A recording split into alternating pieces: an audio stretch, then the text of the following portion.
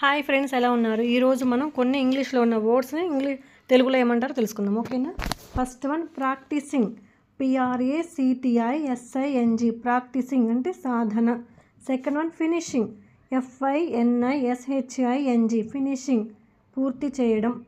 Third one reached, REACHED, reached చేరుకుంది. Fourth one competition, COMPETITION, competition పోటీ. Fifth one release, RELEASE, release విడుదల.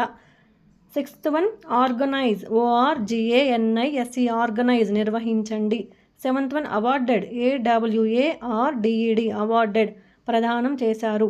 Eighth one agreed, AGREED, agreed అంగీకరించారు. Ninth one identify, IDENTIFI, identify గుర్తించండి.